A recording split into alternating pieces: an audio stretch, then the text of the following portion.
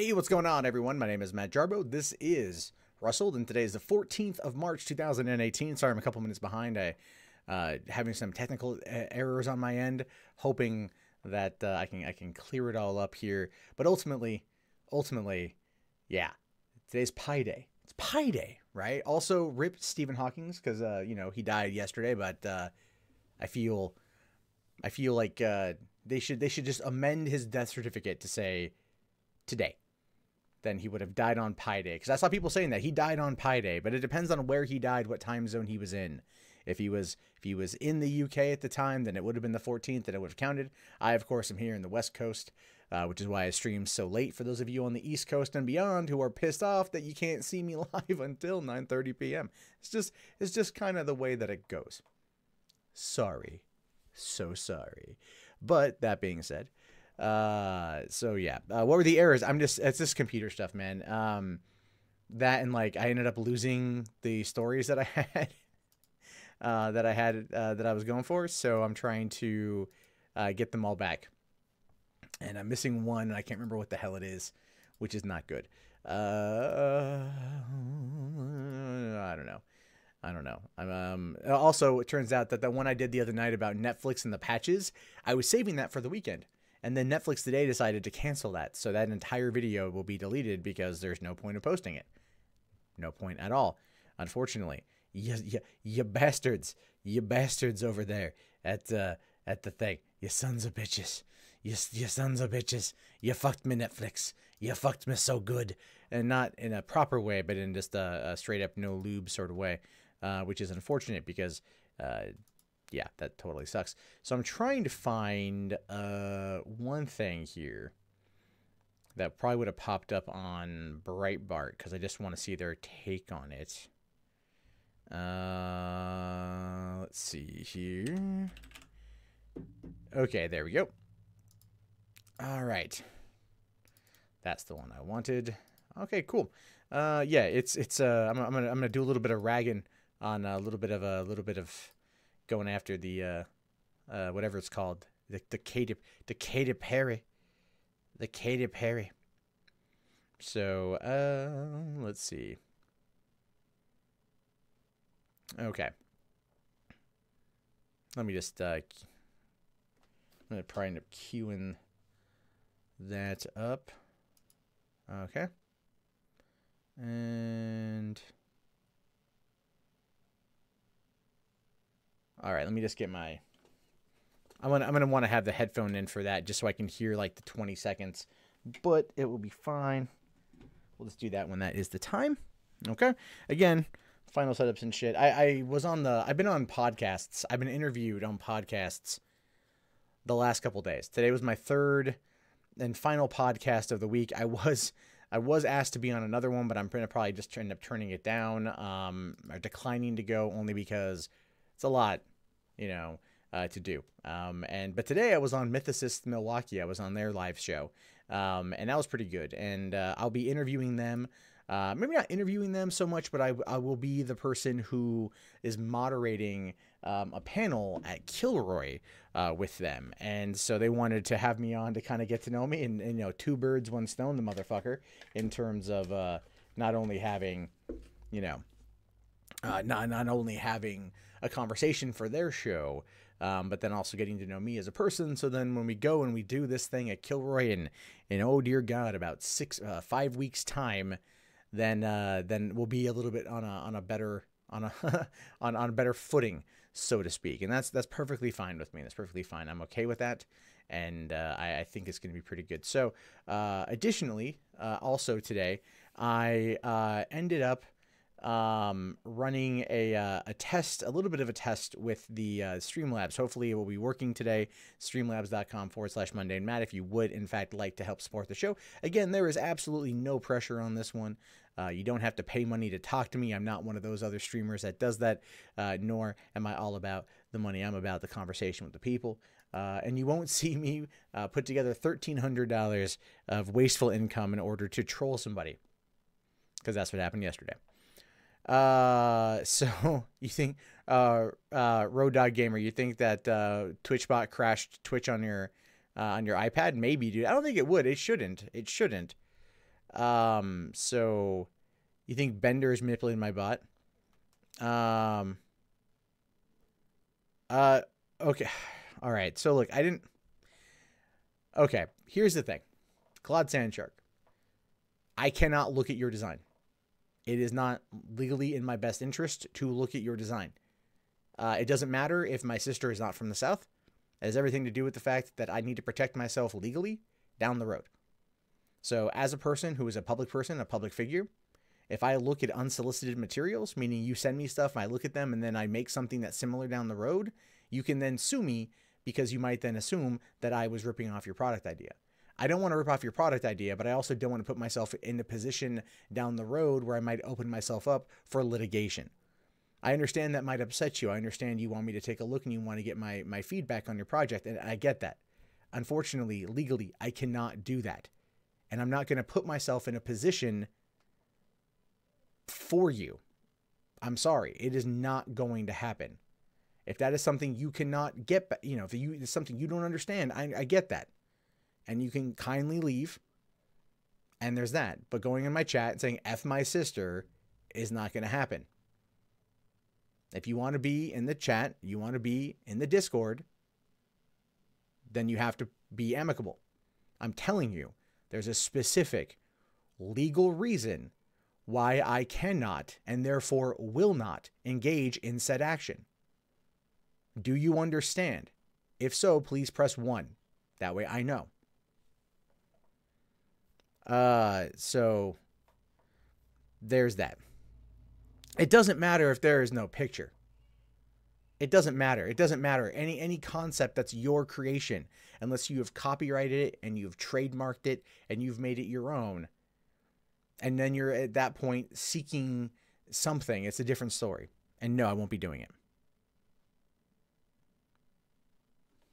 So yeah. That is the truth of the matter on that one right there. So if you don't like it, nothing I can do about that. But that's the reason. And I was trying to tell you privately about that, but you brought it up here, so I'm going to reiterate to you.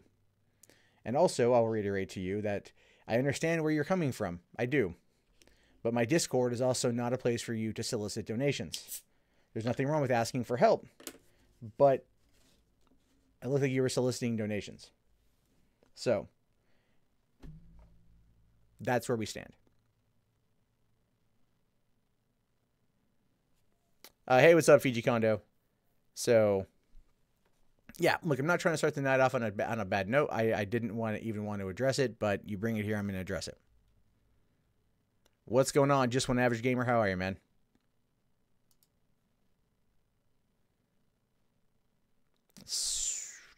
Okay. Oh, let me take a quick look here. All right. So people are still coming in. People getting notifications. They popping on in. So as for the question of the $1,300 troll, why don't I just show you guys? I'll show you guys. This will be pretty funny. This will be pretty entertaining. Twitter. There we go. Because this happened last night. So I talked about it a little bit yesterday, that the whole liberalist movement thing, right? And Andy Worski dropping $1,300. And so essentially what happened is, well, I decided to go, I decided to take a quick look at the stream, at his stream, to see whether or not it was even,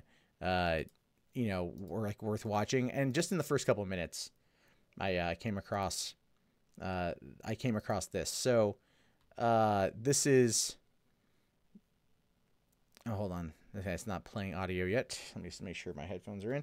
So this is Andy essentially explaining why he did what he did. And as you can kind of see there, damn autoplay. The damn autoplay. Okay. Okay, so let's take a look here. I spent $1,300 to make Sargon upset today. I spent $1,300 to go, Hey, Chris, this is gonna be fucking hilarious. And now people are trying to sue me.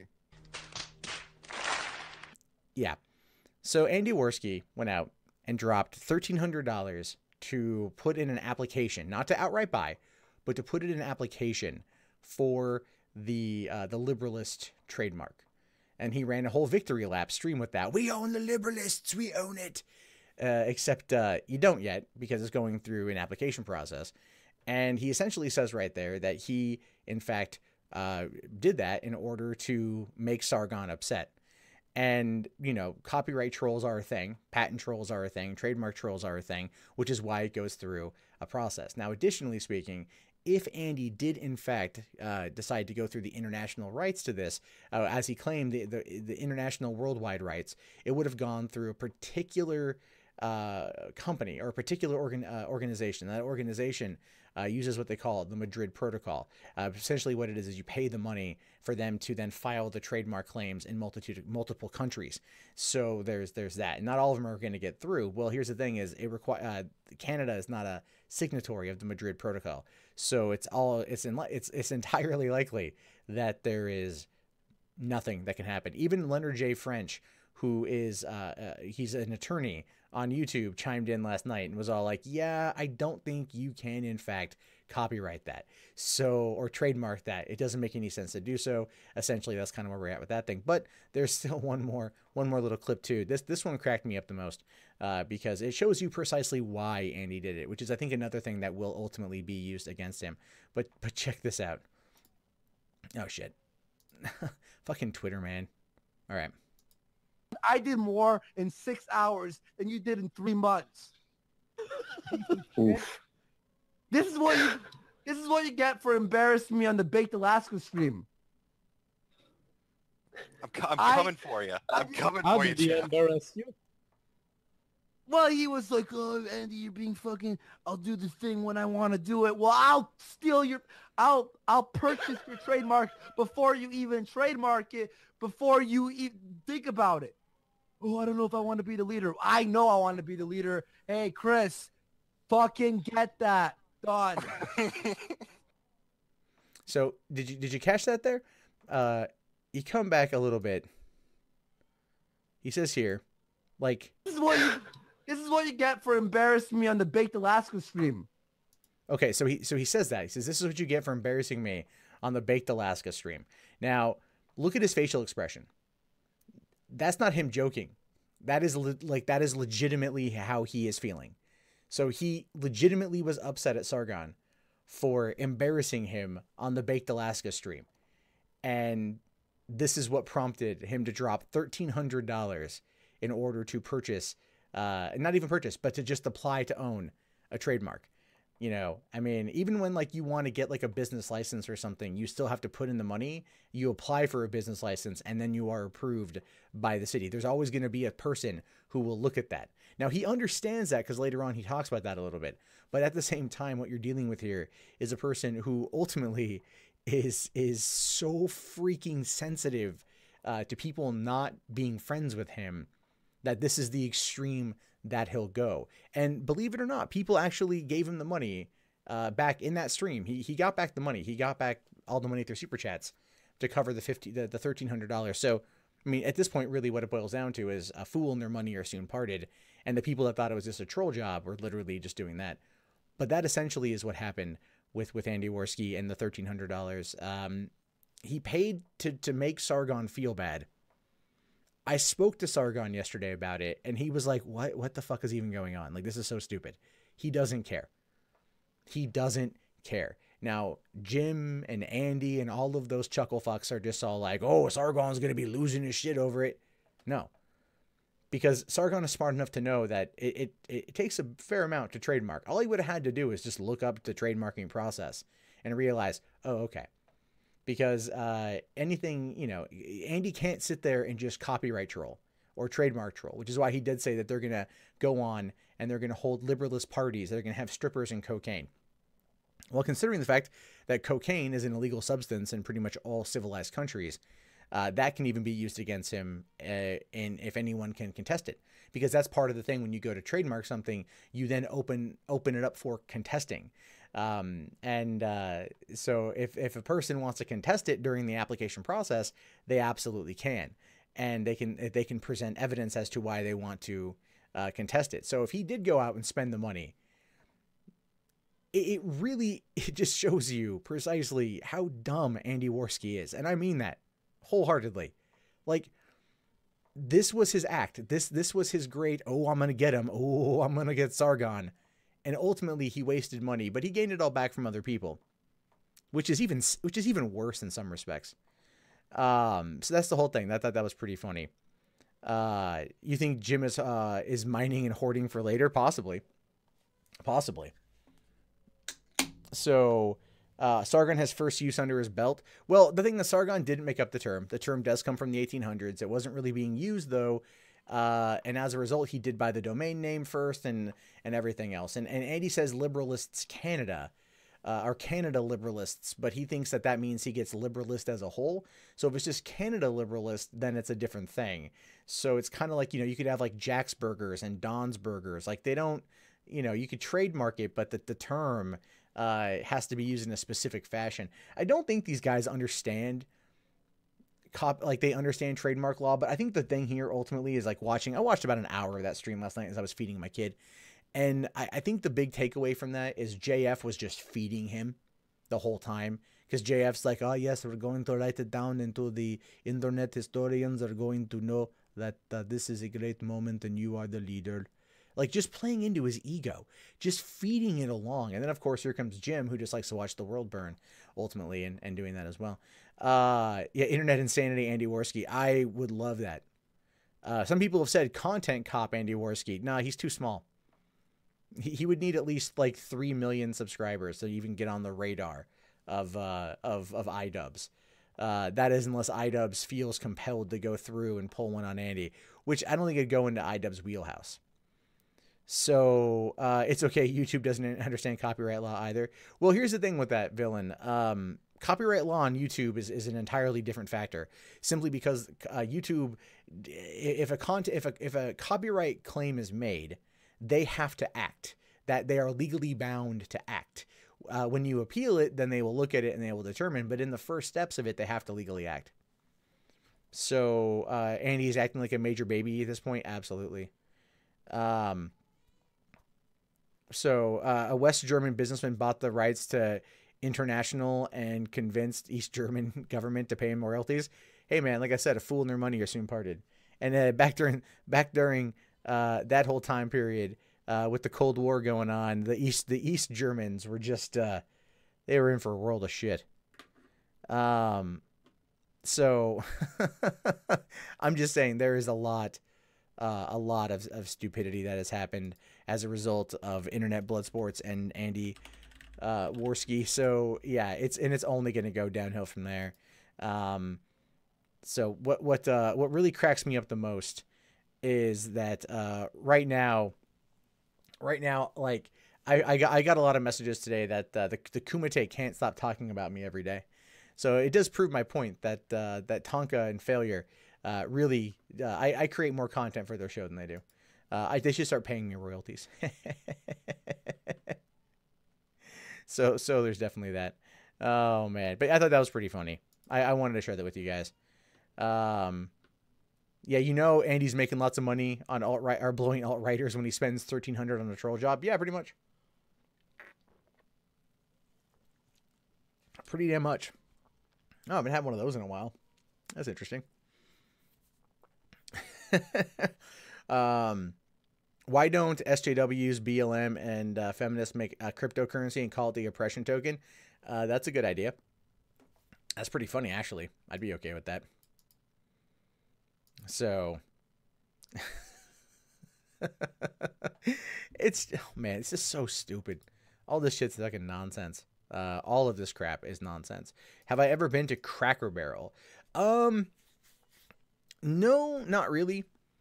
I haven't. I've had their cheese. Their cheese is pretty tight. Their cheese is pretty good. The snowflake token, I'd be okay with that. Is that amount? It's okay. I've had this. I haven't had one in a while. I wanted some caffeine, but nothing that was like too crazy. This isn't so bad. I didn't sleep well last night, and then, you know, I can hear my kid right now crying her eyes out. But she's with her mom, so it's unfortunate, but it's like we're hoping she goes to sleep. She's been having trouble sleeping. She kept me up to nearly 4 o'clock in the morning last night, so there's definitely that. With Internet Blood Sports, personally, you don't care if they want to make themselves look like fools. That's their choice. Well, no, Chaos Sonic, you're absolutely right. If they want to make themselves look like idiots, they absolutely can. It's their right to do so. And I will never stand in their way of looking like fools. I will never correct them when they're clearly acting foolish. But that's okay. Have I ever been to Sacramento? Yeah, a couple times. I've went up there for a wedding at the Sacramento Zoo, which was cool because I was in the wedding. And then I've been up there a couple times to visit. It's a nice place. It's kind of like the sister city to Portland. It's very laid back. Like if I ever had to move to Northern California, I'd probably move to Sacramento. And if you know, just because it's not, I don't think it's as crazy as Portland because Frisco is like an hour away, so it's not so bad. So yeah, it's all good, man. It's all fun stuff. Okay, so we're looking at 59 people, which is cool. Looks like the big problem is that a lot of people, unfortunately, don't or aren't getting the notifications, I don't think, and I need to definitely post on YouTube. I didn't do that tonight. That's fine. That's totally fine. When you're making that switch over from YouTube to Twitch, it's going to take time to rebuild the audience, but hey, I'm happy with what we got. Sac has great food, like good comfort food. That's good. The zoo was pretty good. Yeah, I got really hammered and we were singing I'm on a boat for like a couple hours. Because again, they had the whole wedding ceremony there, after party, everything. It was pretty dope, man. Hold on.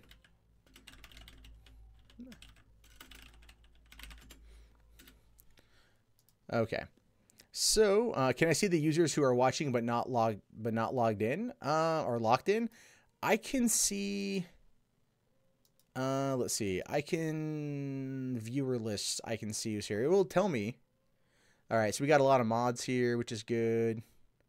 And there's a fair amount of people that are logged in. Nice. Cool. I'm happy with that. It's one of those things where it's kind of like, it's just getting to that affiliate level, which is almost there. So you haven't really watched or done Twitch since they've done the 24-hour power industry stream. Yeah. There's I've been spending a little bit more time with it and watching a few more things and reading up on it. And honestly, as much as I love YouTube, and I do love YouTube, I'm finding myself really liking what's available in here. So what we'll do when I learn more, because I have to learn how to do things. So when I learn more, you know, I can ask questions, and you guys can I can ask, you know, like you guys can play kind of, we can do interactive stuff in here. We can have more fun, which is going to be a lot, you know, be pretty cool. Additionally, I want to start kind of turning maybe Thursday nights into call-in nights. So we'll do that tomorrow night. Tomorrow night will be a call-in night. We'll go in through the Discord, and then I can bring people in that way. So Suave Milkman, I catch what I can, but you're on break at work. Glad to see you on Twitch. Thank you very much, dude. I appreciate it. What's my favorite episode of Rick and Morty? My favorite episode of Rick and Morty is probably the theme park inside the dead dude. I just really like that one. Or Needless Things. That was another good one too. The first season was really good. You liked Blog TV back in the day? Yeah. Let's see. Any advice for someone who's feeling depressed? Well, you know, I don't know. You know, depression, it can be triggered by a multitude of things. I honestly have no real idea what to tell you on that one. Except just think about what makes you happy. Really, think about what makes you happy, and then just kind of go with that. Or if you're just looking to like calm your mind and like get out of your funk, I highly recommend rainymood.com. I fucking love Rainy Mood. I even paid for the app. It's on my phone. I will fall asleep listening to it. It's just a damn rainstorm. That's it. Like, I'm honestly tempted to, like, because I live in the Northwest and it rains and thunders all the time, to take, you know, a nice microphone, because I've got a couple of them, and then just go out and like into my woods, my backyard, which is essentially like a mini forest, and then sit out there with just like get a half-hour loop of a rainstorm, just to have that to listen to. you know. So there's definitely that. First tip is don't listen to Paul Joseph Watson. Yep. John Oliver was great as a tiny bacterial doctor. Yeah, he was. That was good. I like that. Don't listen. Yeah, don't listen to him. If you want to not be depressed, don't listen to Paul Joseph Watson. That's true. That's very true. So, yes, that's very true. Nightbot says to view all my social links, type, command social. How much was a rain app? It was $3. And there's control. You can add like the intensity of the thunderstorm, or the intensity of the rain, the intensity of thunder, and the intensity of like a couple other things. So it gives you some options on how to move it. So if you just want like a light rain backdrop, you know, to fall asleep to kind of calm your mind, like white noise, you can do that. If you're in a loud place and you just want like a pumping rainstorm, you can do that too. That's pretty good. I enjoy that kind of stuff. So there's that. Oh yeah, and the Digi right there, you did command donate. That's how you do that. If you want to, streamlabs.com/mundane Matt. That does help out. As we can see here, what all the tips I get on here all go towards my VidCon trip, and then once VidCon's over, they all go for the MythCon, because I will be attending MythCon this year. I will be going. I just have to get myself out there. That's it. So that's the next phase. That's the thing. The app is called Rainy Mood. So they've been around for years and years. And I like it. You know, I have cats. Have I ever owned or wanted to own a dog? I have owned a dog. I had a dog long time ago. Man, I want to say like 4th or 5th grade. I had a dog. She was a Malamute boxer mix, almost entirely untrainable. We tried everything for a couple years, and then she got out and got hit by a car. So that's unfortunate. And ever since then, I've just been like, no dogs. I like cats. They're easier. They take care of themselves. I'm fine. Next VidCon, everyone will form a sit down for a Warski panel. I don't know, man.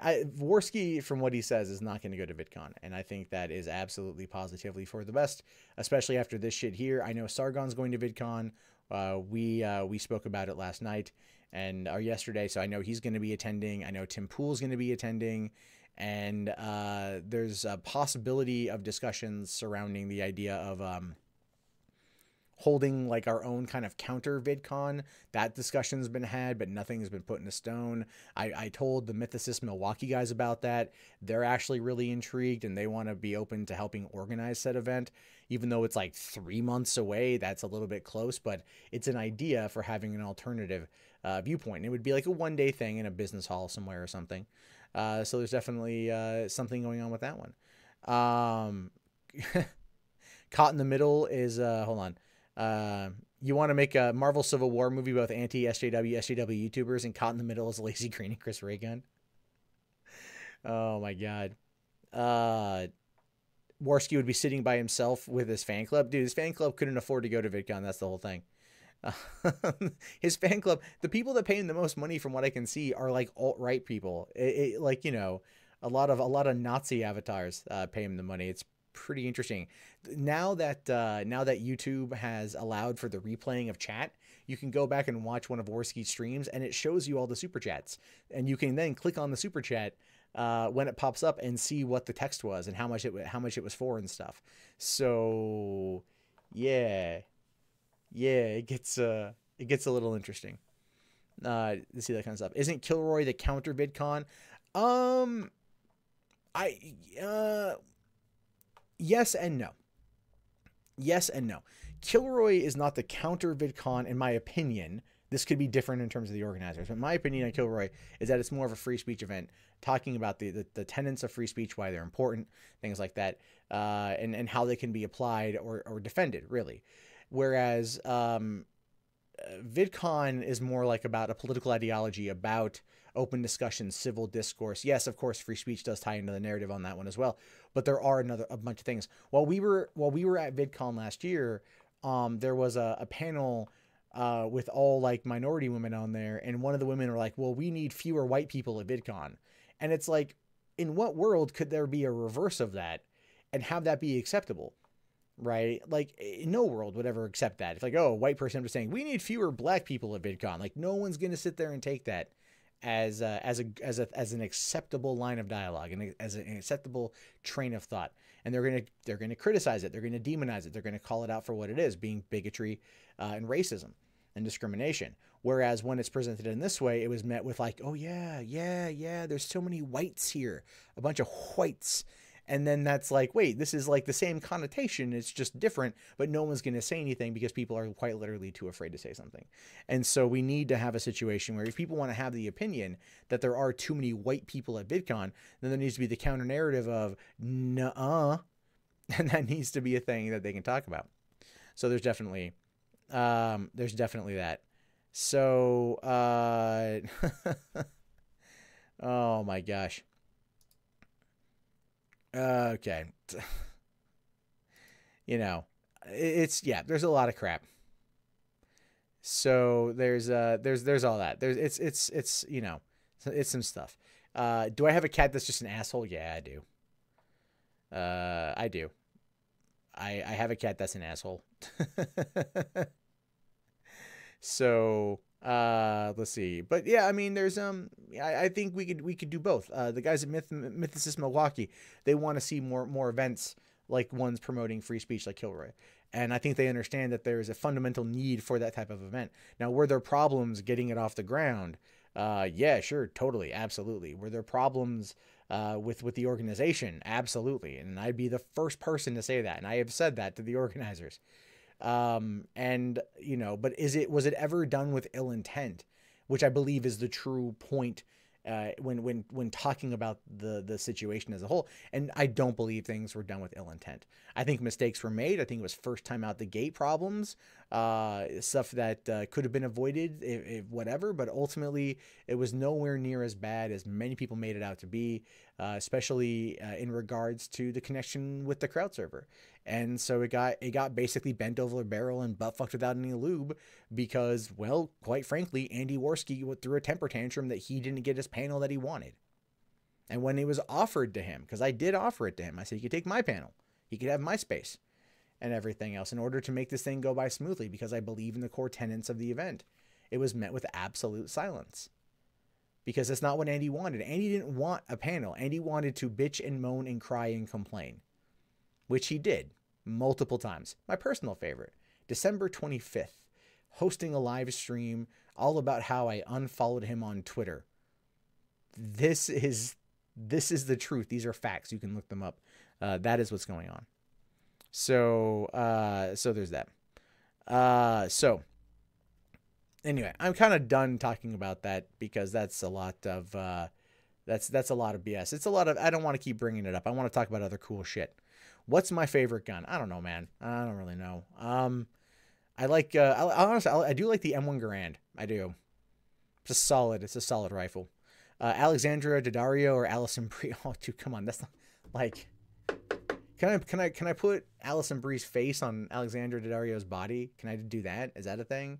Like, they're both very attractive, but Alexandria's eyes kind of weird me out every once in a while. Would I be down to fund it? Or, if you start, oh, wait, hold on. Would you be down if I fund it if I start a shitcon? Neto, you would, it depends on where it's at, when it's at, and everything else. That's the whole point. You gotta have a good venue, a good place. Being the fact that I'm a new father, it is hard for me to get away. I have to pick and choose my trips. And I don't even know if I'm going to go to Comic-Con this year. I want to go to Comic-Con, but I don't think I'm going to go, which sucks because I've gone, this would be my 19th time and I want to hit a full 20 years before I take a break. So I don't know. That might change. What if Decoded was our favorite show? What's my favorite meme? Oh, Jesus. I will catch so much crap for this. But my favorite meme, I'm not even kidding you, is the Hitler did nothing wrong meme. And the reason why that's my favorite meme is the story of how it came to be. I love telling that story because it's so stupid. It's not that I agree with it in one way or the other, but it's like you don't hold open competitions to rename things on the internet. That does not work. But they did. And as a result, Hitler did nothing wrong became a meme, and then people printed it out and put it on Mountain Dew bottles in stores, and it's like, oh, jeez. The internet is a very, very silly place, and one full of wonder and amazement. But yeah, there's that. So all right, we'll do about 4 more minutes of chat, and then I got to jump into these stories so we can get these things done.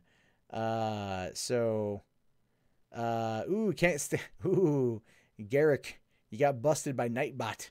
Can't be spamming them caps, man. Silly is the goal. Silly is the goal. Porcelain, absolutely. Silly is the goal. I definitely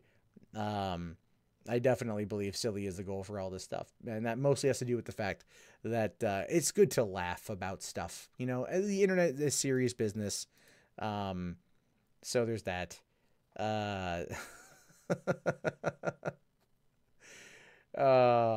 Nightbot is really authoritarian. Holy shit. Nightbot is really authoritarian. my friend recommended it to me. Now it's being a total cunt. Thoughts on the PA election? What was the guy's name? Lamb, whatever his name is. My hair's like really messed up tonight. Holy shit. Anyway, Connor Lamb, right? Like the fact that he's being declared the winner in like a super narrow margin is very funny to me. Because I think it really does boil down to the fact that these narrow margins are because there are a lot of Trump supporters that were Trump supporters that are like, we don't like where this is going. We don't like where things are. And now we're going to be able to vote again and vote the other direction. So that pendulum is slowly swinging back the other way. And it's entirely possible that the 2018 midterms are going to be a very interesting time.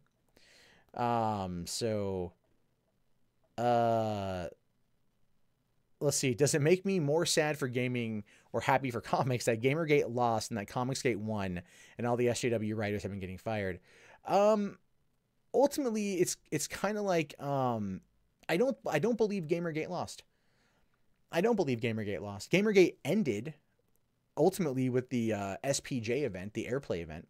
When you have the Society of Professional Journalists look at the grievances presented forward by Gamergate and then agreeing with Gamergate and then going a step further and holding an actual event on ethics and journalism, predominantly ethics and video game journalism, that is a huge win. That is a huge win. Now, unfortunately, the SPJ is not like some comics code or whatever, or some MPAA or some moral authority over this type of industry, but they do garner a certain amount of respect. And to have them come on your side and have them be like, yeah, you guys are right, that was a win. As for Comicsgate and the other people getting fired, isn't only really Heather Antos that's been let go? And if I'm like, here's the thing, I'm so behind on Comicsgate, I got no freaking idea what's going on with that. So, oh, your conservative friends are butthurt about Connor Lamb getting elected, screaming that the redistricting did it. Yeah. Republicans, they just don't want to lose, man. They just don't. Nightbot will always be a Nazi. Yes, he will, or she will, or they will. I don't know. I don't know what his preferred gender is. Mark Wade moved to DC. May God have mercy on their fucking souls. Yeah, pretty much. Let's see. If I ever saw you in public, are you approachable for me to say hello? Maybe have a brief conversation. Yeah, man. I was walking. This is funny. Like a couple weeks ago, actually a month ago, it's Valentine's Day. I was walking through the mall, and this guy walks up to me, and he just kind of goes, "Are you Mundane Matt?" And I'm all like, "Yeah, man, I am." And he's like, "Oh my God, dude! I'm such a big fan. Like, I can't. Oh man, I'm such a big fan." And I'm like, "Hey, it's cool, man. It's cool. Thank you very much." And he's like, he's like, "Oh, I knew you said you live near here, but I didn't think I'd see you at the mall." And I'm like, "It's okay. I'm just like everybody else, And then the guy's like, "Oh, oh, you got your girlfriend and your kid here." And then he pulls out his phone, like shows me photos of his daughter, And then that was pretty cool. And then there's 2 guys at like the Best Buy in the mall who know who I am. And then there's another guy in another store that I just realized know who I am. So I'm an approachable person to talk to. So that's all good. Yeah, if you ever saw me in person, the only time it's been really weird is when I was on the treadmill at the gym, and I had a hoodie on. I'm sweating my ass off. I'm like, fuck. And this dude comes over and everything else, and we start chit-chatting, which is fine. Is Trumpism not working? Yes, it's not working for anyone else but Trump. Keep this in mind. Okay, look, here's the thing. Trumpism only works for Trump. That is a truth. Trumpism will not work for anyone else, but will Trumpism rework its magic for Trump come the 2020 election? And that I can't tell you. I don't know. I do not know. So, yeah, old dwarf. Yeah, man, I get you, dude. Hillary in 08, I still didn't like, but she was better than Hillary in 2012 or 2016, because the Hillary in 2016 was bitter Hillary. Super bitter Hillary. No one cared about that.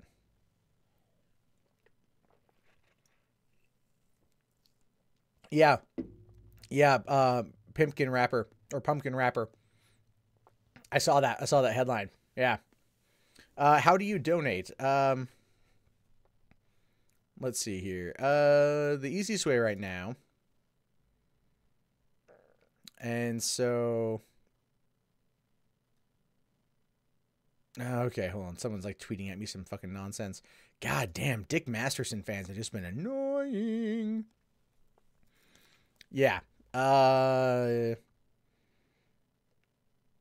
Chelsea says here, I'm so sick of the media talking about Trump. He could shoot a baby in the face and start nuking Europe indiscriminately, and you wouldn't give a shit. I can't say that I disagree with you. If I'm being honest, I can't say that I disagree with you. And I say that because they talk about it a lot. And that's where it's like trying to find things to talk about on YouTube is even becoming a huge pain in the fucking ass. Because it's like, if I talk about Trump, I can get a lot of views because people want to know about that shit. But a lot of my audience is like, you know, if I'm critical of Alex Jones, I get a lot of shit. So it's kind of like, you know, it is what it is. So yeah, it's just, it's crazy. Out of curiosity, let me take a quick thing. Take a quick look at one thing. Anyone see, I got the notification right before, or about an hour before I went live, that Karen Strawn posted a video, kind of a video rebuttal to Jim. Anyone watch that one yet? Anyone know what happened with that? Because that is super interesting. I want to watch that. I just did not have time. Because I'm like, Karen Strong, I like Karen Strong quite a bit. And so if she's going to be getting into it with the Jim, it's going to be very interesting. YouTube is also a far-right neo-Nazi. No, not really. Not really. I know you want it to be. I know you think it's going to be, but it's not as much as you might think. So there's just that. It's not a far-right neo-Nazi. Oh man, I kind of thought that the United Flight video would have done more. Man, YouTube's algorithms have been shit lately. God damn it. So, what if someone richer than Trump came in and ran for president in 2020? Oh, you mean like an actual billionaire? Yeah, that could happen.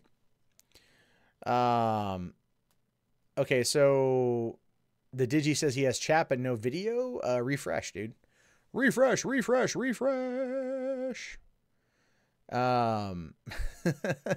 Jeff Bezos 2020. Nah, Jeff Bezos isn't going to run for president. Bob, it's not going to be a billionaire. America doesn't want that. Did Nightbot build Auschwitz? Oh my God. YouTube is more of a child needing a spanking.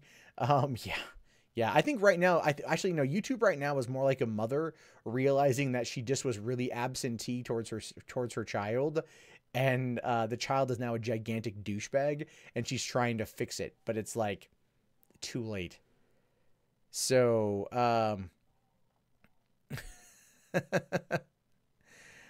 Fiji says, I'll admit I haven't been watching all your vids because I'm watching the stream and I get to see the stories anyway. Fiji, that's totally fine, man. That's totally fine. We have 71 people in here right now, and I'm going to export the stream over to my vlog channel because I found out you can do that.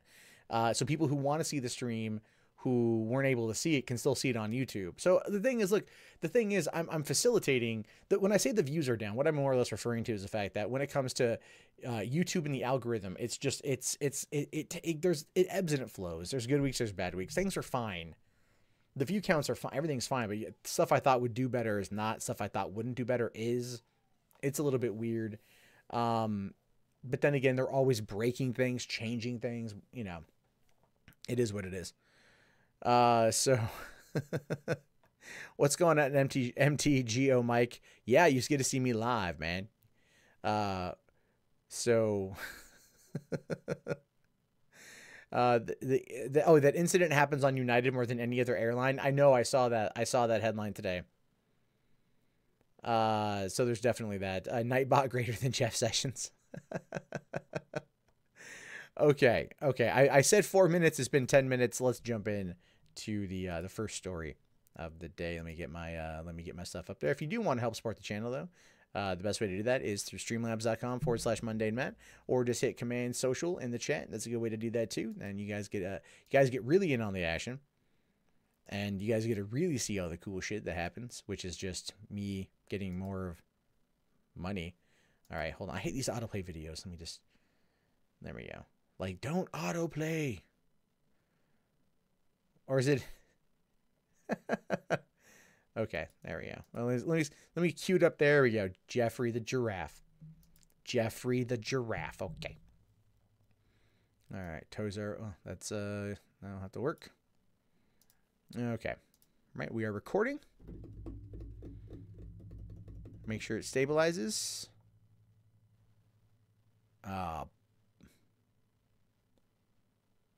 Okay. Looks like it's stabilizing. It dropped all the way to 0, so I was looking at that. Okay, looks like we're good. Looks like we are, in fact, good. Snaps or traps, guys, come on. Or command sign snaps. Every time I do that, command sign snaps. So there's definitely that. Okay.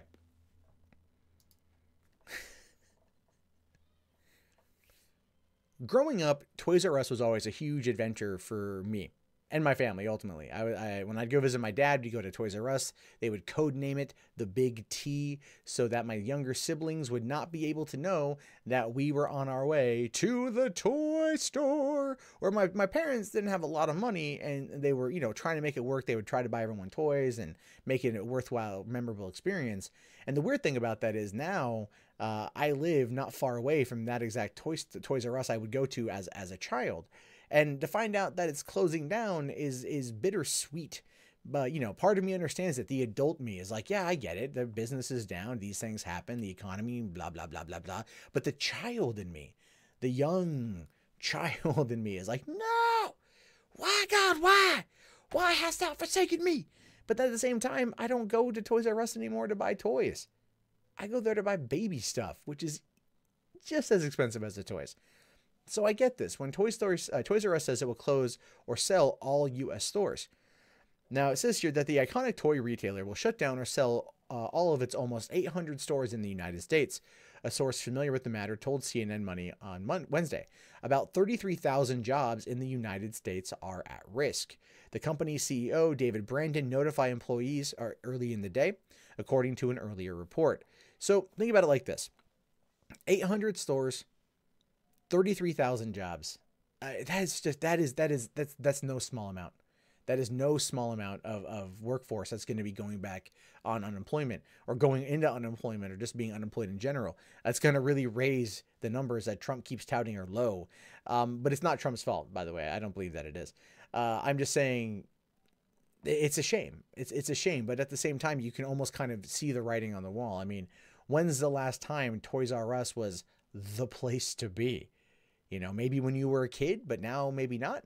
Right? And if you go there now, what are you looking to get? Well, like maybe collector's things.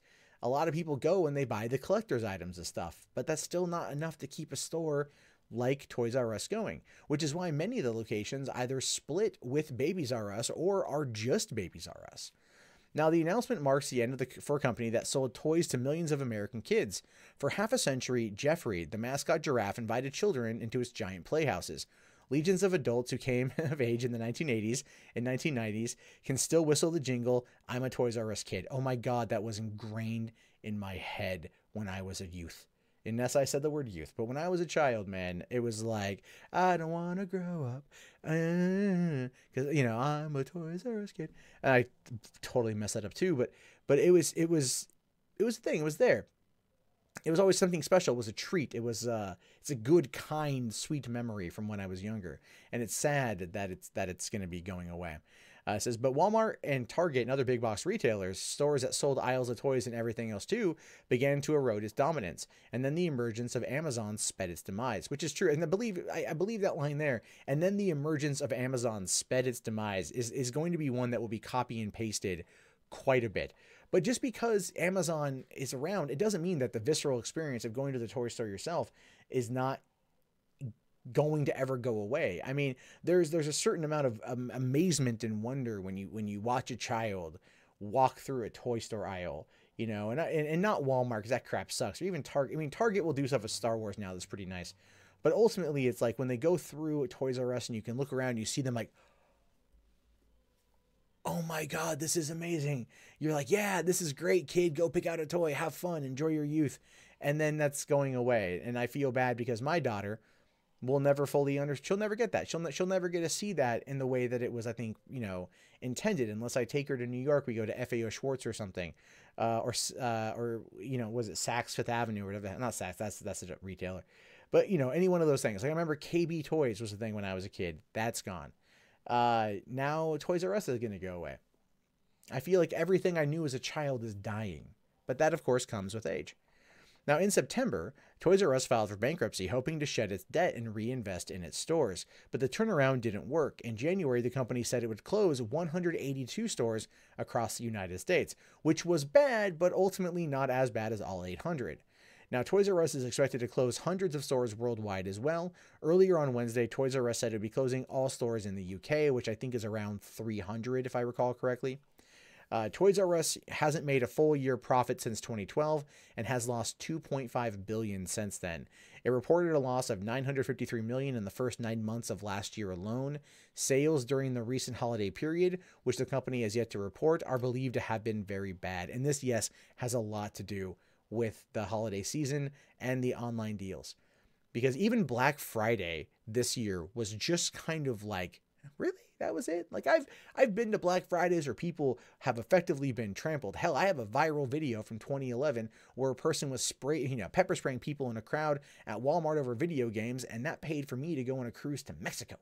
So I've been in the shit when it comes to Black Friday, but Black Friday recent years, it's been pretty tame, pretty mild, pretty laid back. And the reason why is because, well, for one, they hold all the Black Friday sales before Black Friday. Amazon does a bunch of stuff like for weeks leading up to it, as well as after that. And people just realize that they can buy the crap online or go buy it beforehand or after the fact because all the deals still hold. And these stores are trying to sell you items that are like 2 years old, but they just haven't been able to clear out their stock yet. So yeah, Black Friday has effectively become not Black Friday anymore, but just really busy Thursday, I think is a good way to describe it. But Toys R Us is going to get hit with the same thing because now kids have their phones, they have the Switches, they have their tablets, they have their other gadgets. They're not going looking for the next latest and greatest toy. They don't want a Tickle Me Elmo, right? Or a hand job Buzz Lightyear. They don't want any of that stuff. They want what's on their devices. And that's what's killing the toy industry. And it's no one's fault. I don't want anyone to think that I'm blaming anyone. This is just the way that it goes. Now, the company was taken over by private equity giants KKR, Bain Capital, and real estate investment company Vornado in 2005. Together, they paid $6.6 billion, but settled the company with $5.3 billion in debt. That sounds about right, considering Bain Capital. At the time of the bankruptcy, Toys R Us has disclosed that it had about $5 billion in debt and was spending $400 million a year just to pay for it. And that is sad. That is sad. It's simply because Toys R Us should not be a place that should go away. But at the same time, you can't fight progress in this case. You can't fight a shifting change in the winds for what is profitable and what is popular and what kids want to play. Now, the thing is, though, Toys R Us might go away, but I don't know if it's going to be Babies R Us too, because if there's one thing people always like to do, it's have sex. And that can usually lead to children if one's not careful. And then when that happens, you're like, oh my God, I have to buy everything under the sun for my child. And that's why some place like Babies R Us is important. So with any luck, that won't go away because all the items I bought for my daughter are all warranted through Babies R Us. And if they go under, I am totally fucked.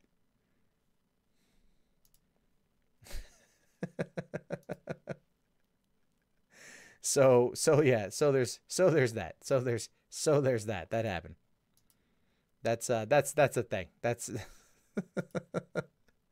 I know. I'm bummed too. Comp USA is gone. That's right. Comp USA. Forgot about Comp USA. I loved Comp USA. There was Incredible Universe. It became Fry's, but I felt it was always better as Incredible Universe. It was more fun and inviting as Incredible Universe. But then again, Fry's kind of made all the stores have a different theme. Like in Burbank, California, the Fry's there is all like 1950s sci-fi monster movies. It has a crashed UFO in the side of the building, which is awesome. In Vista, California, which is a little north of San Diego, they have like an Atlantis-themed Fry's, and there's all like aquariums and everything else, very watery. That's pretty cool. The one in San Diego just looks like a back alley abortion clinic. I don't think that's their intent, but that's what it looks like. So I can just buy stuff from Amazon. See, no, I understand I can buy stuff from Amazon, but there's still when you want to buy stuff for a kid, you want to have the tactile experience of purchasing it. You want to go to the store. You want to look at the model. You want to be like, I think this is okay. I think this is okay. So there's that. Hey, we got Repsy on in here. Oh, that's cool, man. What's up, Daniel? How are you, buddy? I didn't see that he popped in. Rip your childhood. Damn right, rip your childhood. Rip all of our childhoods. Walmart's gone. Blockbusters. Walmart's, what are you talking about? Walmart's not going anywhere. I know, Blockbuster, Hollywood Video. I definitely am bummed that those are gone. I miss going to the video stores, man. I do. Circuit City's gone. Hillary Clinton, not my president. Completely agree. Here's the funny thing too. At the Babies R Us near me, or the Toys R Us / Babies R Us near me, all the kids who work there are teenagers. So they're all gonna be out of work, and that sucks. So there's, that's a problem. Let's see. Walmart will outlive the cockroaches. I completely agree. So is Sears, Kmart completely gone? It's rumored that they will both go under by the end of the year. It's rumored. So I think that could be a thing too. I think that could happen. Mostly because of just how, Kmart is depressing, man. Like, Kmart is super fucking depressing. But Sears is not as bad. It's not as bad. It's not as depressing. But it's still pretty goddamn depressing. So what's going on, Abyss Walker? How are you, buddy? Glad to see that you're here. Welcome to the party. You're about an hour late, but that's okay. We still have about 3 stories to get through, so that's going to be all good too. You live next to a Kmart, but they stopped selling video games. Yeah, the one I live next to in Oregon did the exact same thing. Like, going through the electronics department was like one of the most saddest things I've ever seen in my entire life. It was pretty pathetic. Pretty pathetic. A still functioning Blockbuster is only a legend at this point. I think there was one place that was still functioning, but I don't know. I don't know. No one rents anymore. I mean, Redbox does pretty well. I always see people at Redbox. So, Sears is run by a crazy Ayn Rand fanatic who is having all the departments fight each other for funding. Sounds about right. Target's still going strong. Yeah, pretty much. It's just going to boil down to Target, Walmart, and Best Buy are going to be your mains. I mean, even the what's it called? The Costco near me has stopped selling movies. And I used to love to go to Costco to find movies. I would find really obscure stuff there. And they were gone. A couple years ago, I was at the Costco in Burbank, and I came across the entire DVD box set of The Adventures of Briscoe County Jr., which was the Bruce Campbell show on Fox in the early 90s. So that was pretty cool. But that was $13. Nope. Can't find them anywhere at the store near me anymore. So I'm a little bit bummed. FYE video. Oh, fuck FYE, man. Fuck FYE. I'll tell you why I say fuck FYE, and then we'll jump to the next one. Also, by the way, streamlabs.com/MondayMac. Come on, guys. Hook it up. Got to help it out. Throw down $1. I'll make you holla. Not in the way you're thinking, though. Hopefully this is something funny that you'll laugh at. So no. That's I went to FYE to buy some shit up in Tacoma. And I go and I'm checking out and whatever. And the lady's like, "Oh, well, here, I just need to get your driver's license." And I'm like, "Yeah, okay." And I handed her my driver's license. That was kind of weird. And then she's like, "Okay, so what are the last 4 digits of your social?" And I'm like, why do you need the last 4 digits of my social? And she's like, oh, because we're going to send you, we're signing you up for like this rewards card or something like that. And I'm all like, no, I don't want that. Right. And she's like, oh, okay. Like they don't tell you they're signing you up for this crap. And then she goes like, oh, well, here, pick 2 free magazines. That's like a free take home or something. And I'm like, okay, well, wait, what's the deal on this one? She's like, oh, well, you get like 2 months free and then they charge you $12 per magazine. I'm like, no, I don't want that either. I just want to buy this goddamn t-shirt and go the fuck home. What the hell's wrong with you? Like, no. Is Barnes & Noble safe? I have no idea.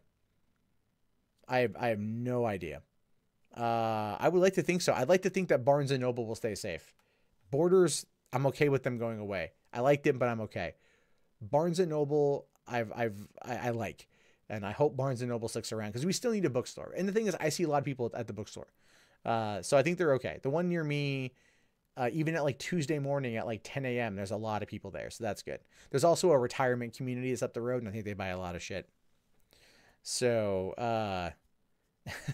there's, yeah, I won't go to FYE anymore. Yeah, after that, yeah, never step into an FYE, man. Never buy from FYE or turn down everything they ask you. So just turn down everything they ask you. Is there an existing Radio Shack? Oh God, I hope not. Radio Shack was cool for like those hard to get parts, but man, did it feel like you were being upsold when you walk in. Is any store safe? I don't know anymore. I don't think so.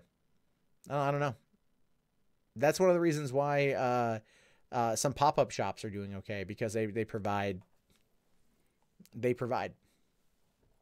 So, is GameStop in trouble? Actually, yeah, GameStop is in trouble. They are. They realize that the digital age has really impacted them, which is why you'll see them pushing the Pop Funkos, right? Or the Funko Pops. And those are, oh my God, that's in some serious shit too. People just aren't buying them. They're putting out so many, people just aren't buying them. They're like, there's an article I read where they like had like a huge profit loss because people just were not buying them. So, Radio Shack is still around. Nice. LGR did a video on that, Lazy Game Reviewer. Yeah, I like him. I like him a lot, actually. I don't think he likes me. I think he forcibly made me and follow him on Twitter. So, yeah, FYE used to sell games. Now they sell collectibles, exactly. And I actually went in there looking to get collectibles because it was my dad's birthday. We wanted to get him something. So that's pretty much what happened with that. Okay, this is going to be a short one here. Okay, let's jump into this because I just want to get things moving. Okay, so snaps for traps, guys. Snaps for traps.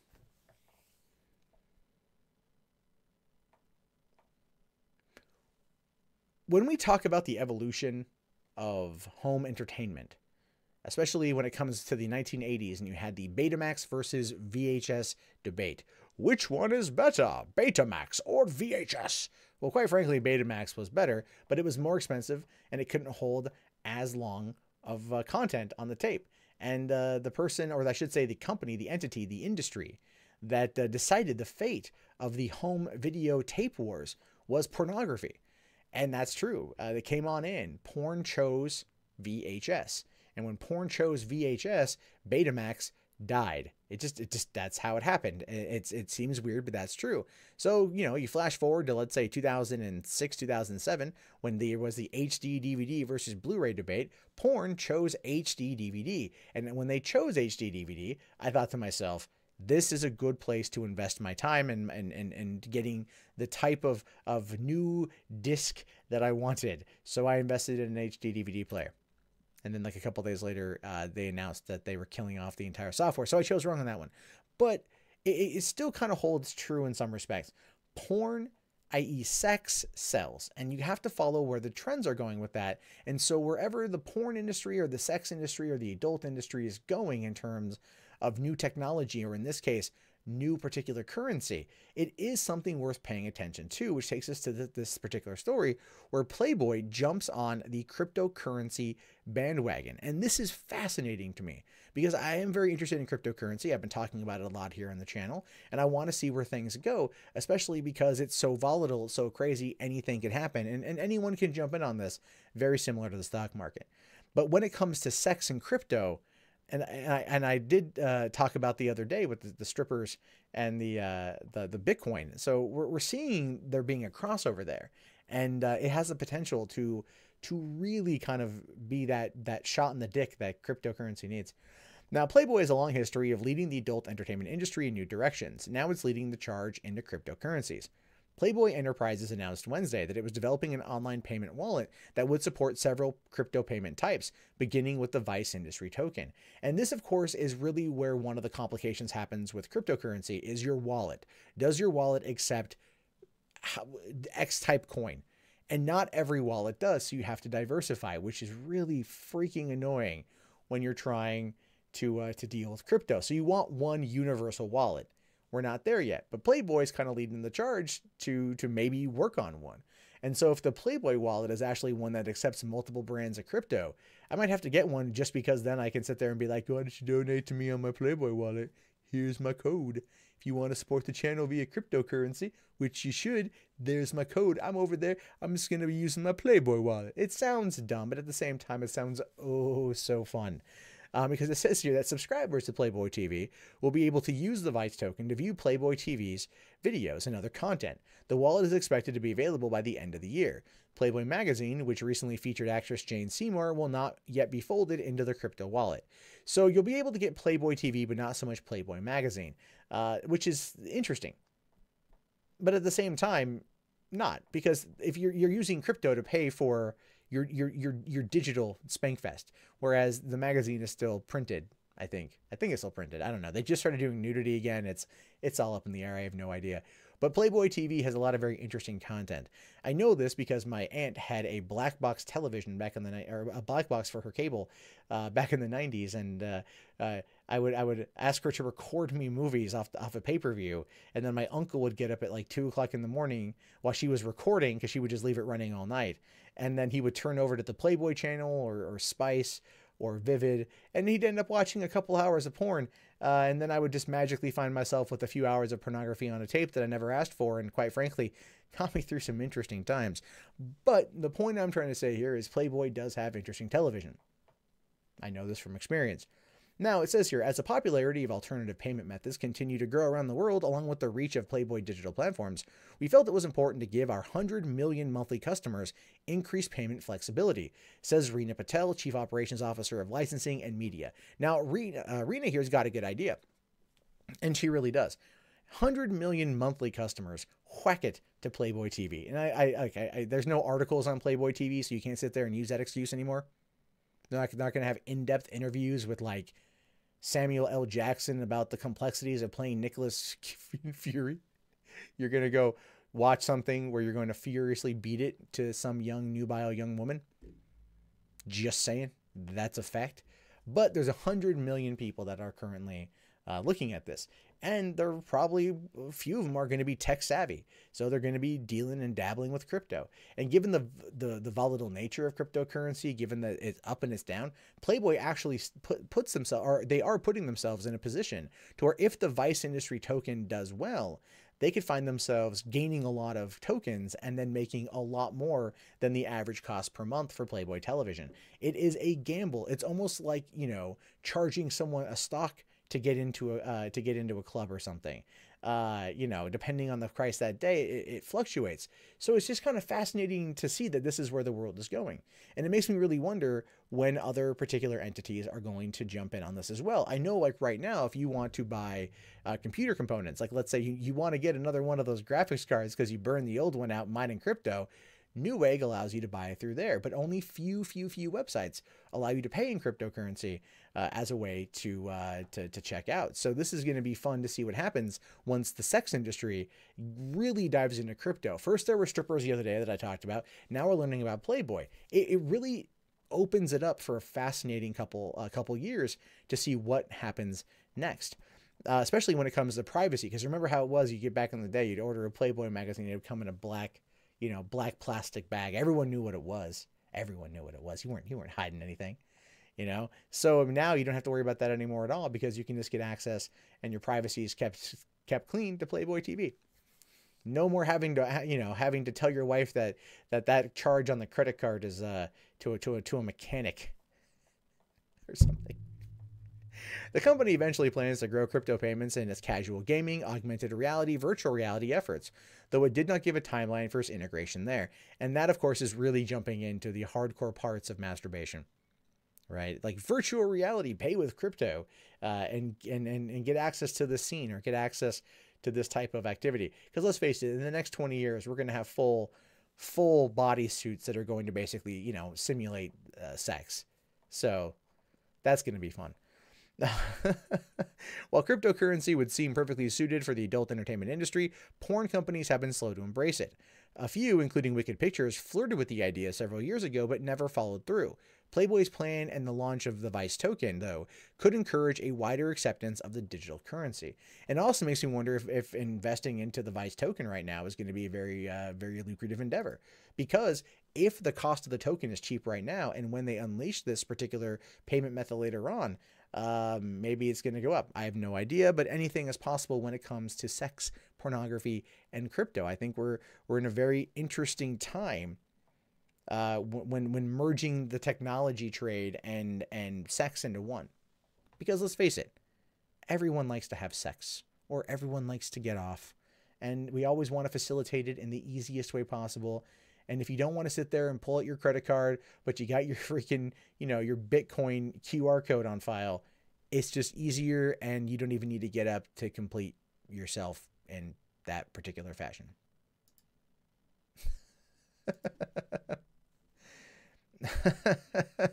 Which coin is the most profitable? I don't know, man. Ripple is going to do pretty good this year. I check out Ripple, I guess, but I'm not an expert. I don't know.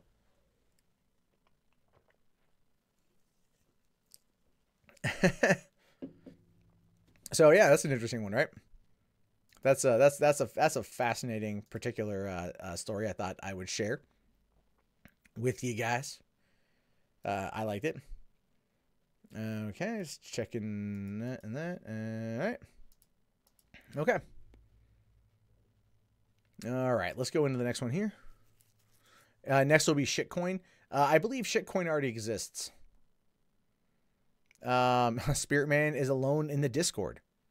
If you haven't already, jump into the Discord. It's if you haven't already gone into there, that's the Discord link. You can go in and talk with other people. We have a pretty bustling community in there right now. We always seem to be making making more friends and everything else. All right. Want to make sure that's okay. Cool. So we're good there. And let me just bring up the, oops, wrong window. Okay. So what's next? Okay, next one should be interesting. All right. Hold on. I just want to double check a link. Okay. This one will piss off some people. Absolutely. And that's perfectly fine. Okay. Cool beans. You're surprised Dogecoin went belly up? It did? Oh, that sucks. I thought that was doing pretty good. I thought that was basically what John Oliver was insinuating to purchase the other night on last week tonight, because he was kind of talking about it a little bit in a way that made me think he wants you to buy some Dogecoin. Oh, you like the shirt? Yeah, I got it for Christmas from my younger brother. I catch crap every once in a while for wearing like Star Wars shirts or nerd shirts. I don't care, fuck. I don't like them. They are cool, man. Like, why do I want to dress like a fucking like narc, man? You know, and shit. Like that's a thing, you know. So yeah, let's jump in. Let's jump into the next story. All right, bam. Look at this right here. Look, oh my god.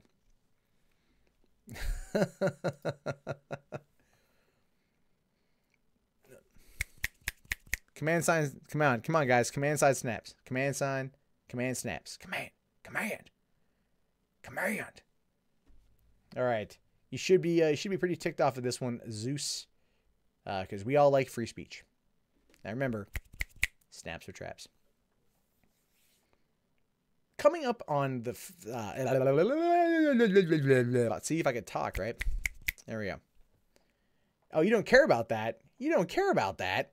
How do you not care about? I don't understand how you not care about that. Florida bans free speech zones. We need those. Those are big. Those are crazy. Give and take. Texas Supreme Court upheld a ban on sanctuary cities. Yeah, I saw that. That was interesting. That was totally interesting. Snaps for Florida. Yeah, snaps for Florida. Fucking assholes are throwing me off. All right.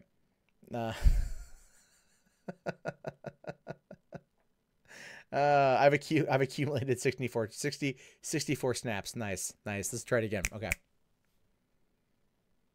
There's always a huge discussion around the concept of free speech. What should be protected, what should be upheld, and what should be omitted.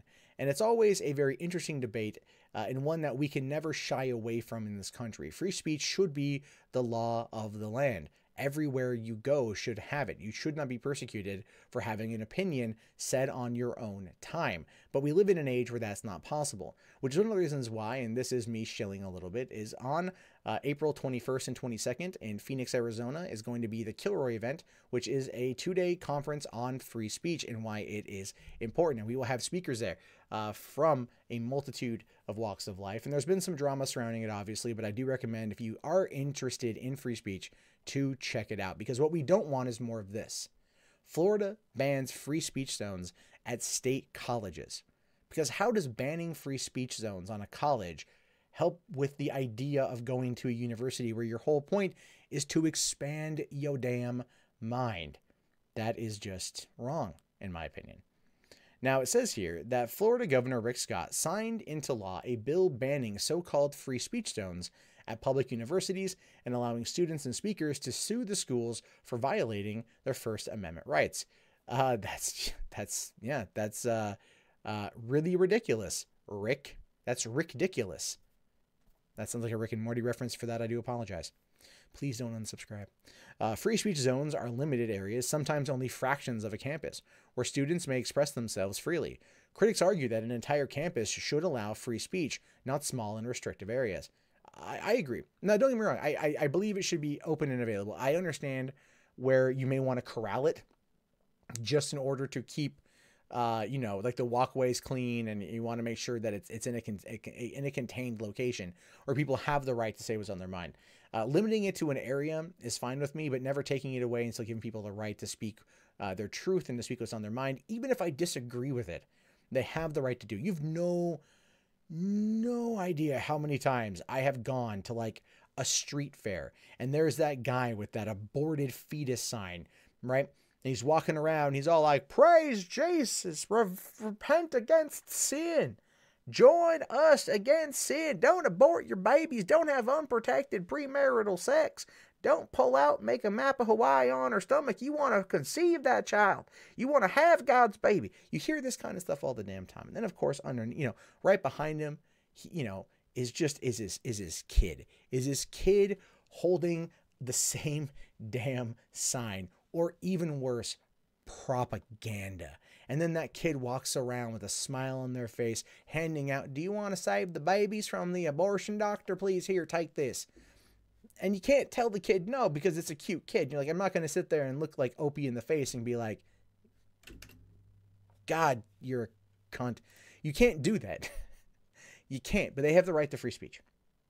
I may wholeheartedly, venomously disagree with how they've done it, but they have the right.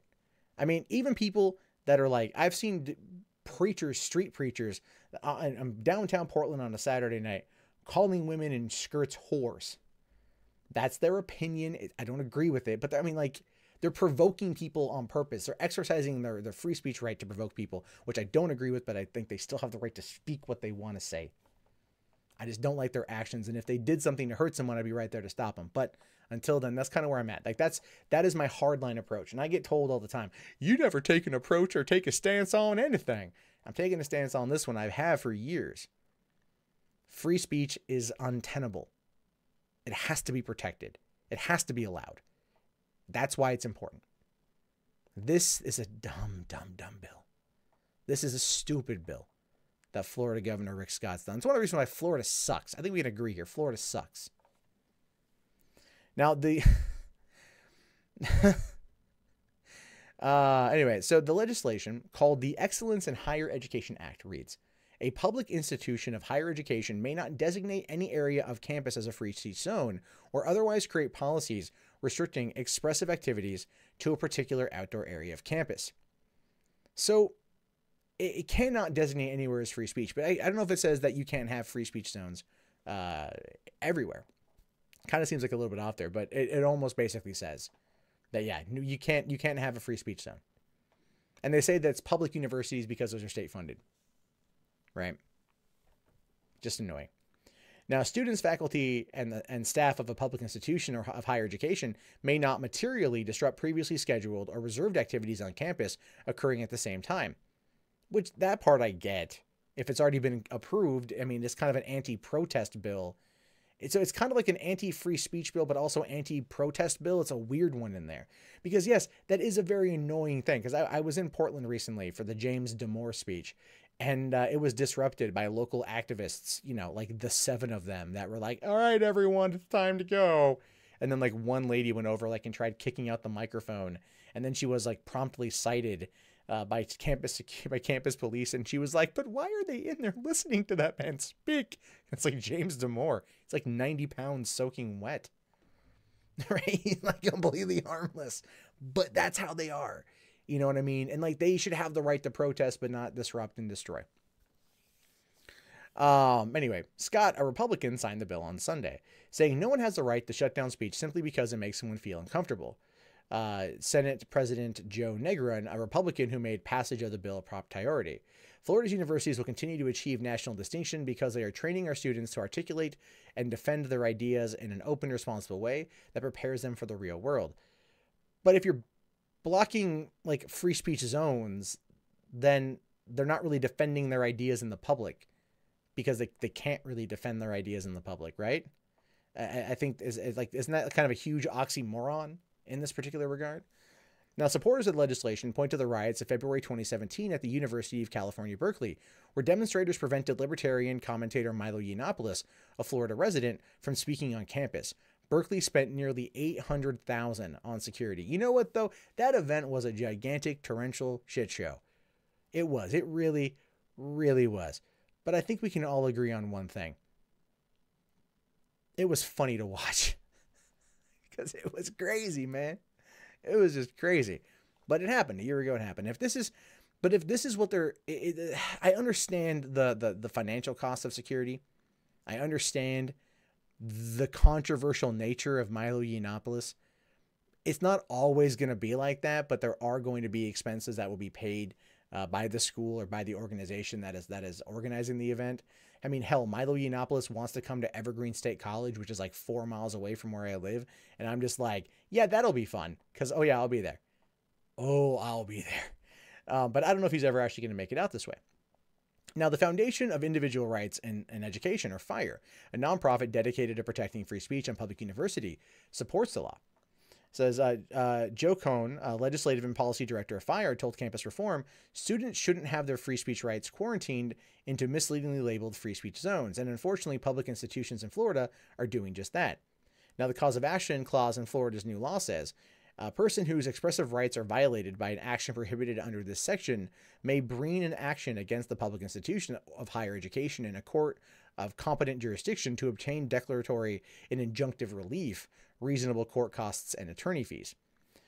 So I guess that's basically saying here is like, if your rights are violated, then you can then sue the school, I guess. So it feels like it's an anti-protest law. Like it's an anti-protest law that's trying to get you to like not talk on campus. Right. So it's not like an outright ban, but it's kind of like it feels like a real, like subtle, let's not talk about it. This is kind of how things are. Right. So there's that. The Florida American Civil Liberties Union supported the bill except for the cause of action provision. Although lawmakers removed a provision on compensatory damages, Florida ACLU spokesperson Gabby Guadalupe told Campus Reform, the law will allow someone to sue a university, students, and faculty for students being booed too loud or too long in reserved spaces on campus. Yeah. So basically, So basically, if you boo someone or you're too loud, you can get sued. She says that now Cohn here said the state ACLU affiliate is wrong about that, unlike other affiliates, but his group looks forward to working with them on issues of common ground. The new law ensures that our taxpayer-funded colleges and university campuses remain open for the free, safe, and respectful expression of differing points of view. Dating back to antiquity, institutions of higher education has served as a forum for free speech and an open exchange of ideas. So it feels like this one is a little bit, it kind of feels like it's a little bit weirdly titled, right? Florida bans free speech zones, but they're not banning them to stop free speech. They're banning them to stop protests.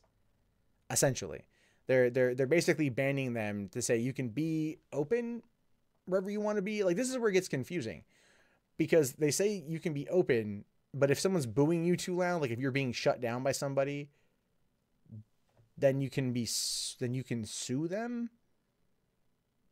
Is that what I'm seeing here? Like, I mean, I'm like legitimately kind of curious on this one. It doesn't make a lot of sense to me.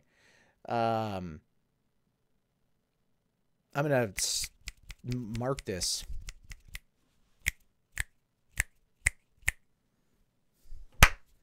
Sorry, it's not a mark it, because I'm legitimately curious on this one. Like, it feels like this one, like this article is like really kind of weirdly titled. Let's take a look at the campus reform article here, because I might have grabbed the wrong article and like they framed it the wrong way. Okay, so Florida bill would outlaw free speech zones on the state's college campuses recently cleared the House of Representatives on its way to the governor's desk. The bill, which has garnered support by multiple First Amendment nonprofits, also includes a cause of action mandate. Okay, so it looks like it kind of looks like it's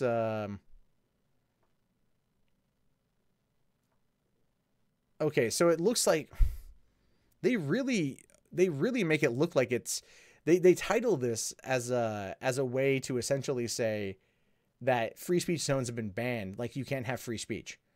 That's how these articles are essentially titled. That, or I spend all this time really kind of in this particular section that it just kind of like throws me off and shit. The moron who came up with this law is sick in the head. No. It's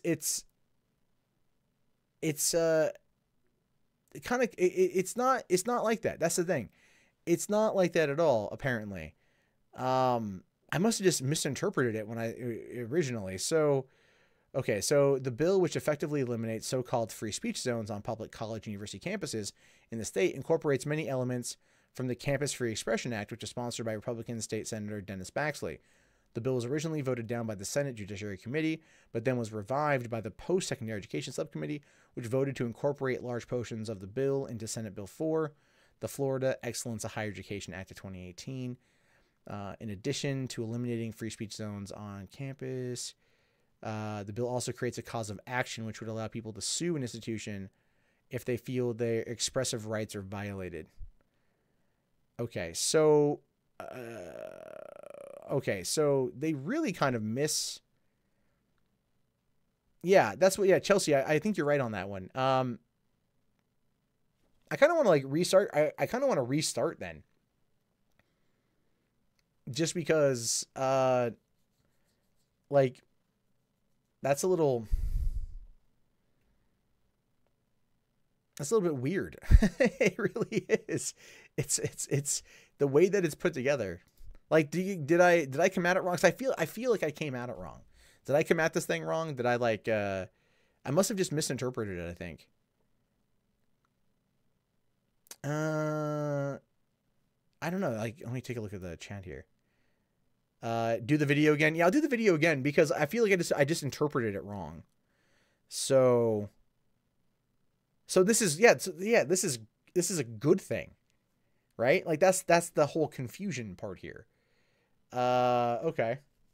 I had that nice Kilroy pitch in the fucking beginning too. God damn it. So it's kind of a gray area in the articles. Yeah. Even the other article is maybe a little less clear or maybe a little more clear. This is the problem when you do this kind of stuff. Like, it can get kind of confusing. At least we can discuss it live and have that conversation. But it does come across as more of a good thing versus a bad thing. Bob Goblin, I don't know if it's neutral necessarily. It's because I have a bias against Florida. I assume that it's bad. It's not so much a bias against Florida. It's a bias against college campuses, I should say. So that I would agree with you half of that. I will give you half of that one. So there's definitely that. Redo it. Yeah, we'll redo it. We'll definitely redo it. Let me just stop recording this one because it was like 16 minutes. You know what I'm going to do though? I'm just going to start from the beginning of the article again. I'll keep my intro because I pimped Kilroy pretty hard. I'm okay with that because I want to keep that in there. I want to pimp Kilroy to piss off a few people. So, because I think that'd be kind of funny. So yeah. This is the thing. This is what happens when we do it live. We end up coming up with these particular situations. So, okay. This might be a little bit longer stream than usual tonight. I'm going to try to race through this shit as fast as I can. But I think we're doing okay. We're definitely doing okay. So, okay. All right.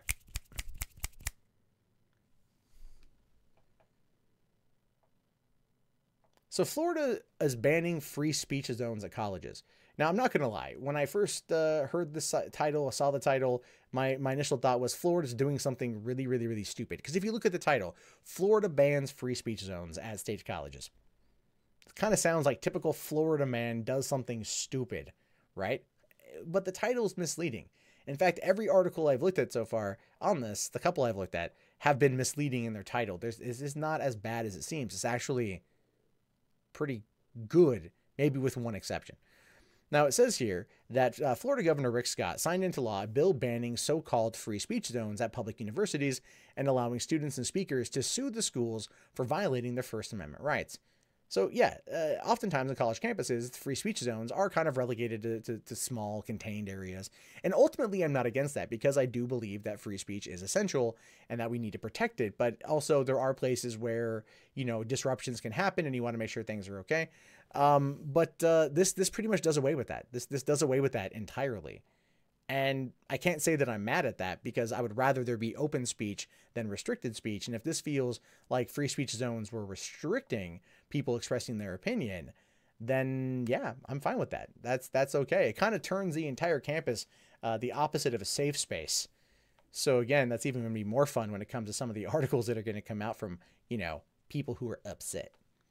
Now, free speech zones are limited areas, sometimes only fractions of a campus, where students may express themselves freely. Critics argue that an entire campus should allow free speech, not small restrictive areas, which is very, very, very true. The legislation, called the Excellence in Higher Education Act, reads, a public institution of higher education may not designate any areas as campus free speech zones or otherwise create policies restricting expressive activities to a particular outdoor area of campus. Now, of course, what this means is that anyone can walk around with that aborted fetus sign, you know, or you know, support Black Lives Matter, or the wage gap is real, or aliens did 9/11, or Alex Jones is truth. Anyone can walk around with those all the time, and that could be a problem for some people that are going to be triggered by literally anything that they see. But this bill basically kind of tells them to shove it. And that's actually kind of funny. So I'm kind of okay with that. Now, students, faculty, and staff of a public institution of higher education may not materially disrupt previously scheduled or reserved activities on campus occurring at the same time. So what this essentially means is it will be illegal on campus for student protesters or teachers or faculty, whatever, to help or disrupt a previously scheduled event. So a few weeks ago, I was in Portland, you know, for the James Damore speech. People like got up at 6:30, a half hour in, and they were like, time to go. And like, you know, 7 people left, and one, you know, ham beast ran towards the microphone and tried pulling it out, and then was super upset that she was getting cited by the campus police because she didn't understand she had done something wrong. In her mind, everything was fine. She thought she was doing something good. It shows you the ills of social justice. But that being said, this would make that illegal. And that's fine with me. So it's kind of like an anti-protest bill. It really is. It actually kind of boils down to being an anti-protest bill. So Scott, a Republican, signed the bill on Sunday, saying here that, or this comes from Senate President Joe Negron, a Republican, No one has the right to shut down speech simply because it makes someone feel uncomfortable, which is very true. And we do need to see more of that protected. When you have people out there that are like, I have free speech, and they're met with people saying like, no, you don't. Your speech sucks. I'm better than you. I'm gonna drown you out. And then, you know, I'm gonna cry that you're being able to talk, but when I'm being really fascist towards you right now, that would be basically kind of an actionable offense, so to speak.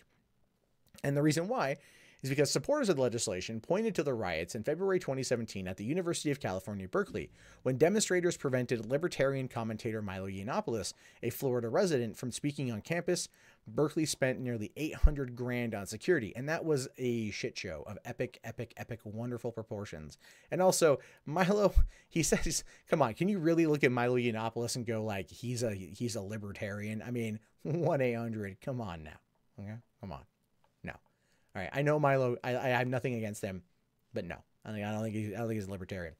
The Foundation for Individual Rights in Education, or FIRE, dedicated to protecting free speech on public universities, support the law, as they very much should. Joe Cohn, Legislative and Policy Director for FIRE, says students shouldn't have their free speech rights quarantined into misleadingly labeled free speech zones, and unfortunately, public institutions in Florida are doing just that. It's not just in Florida, but it is everywhere.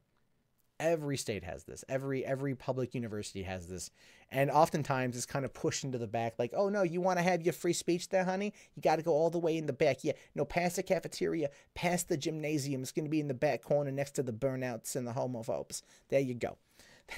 that's where you can go, next to the homophobes. I don't know why I said that, but I just did.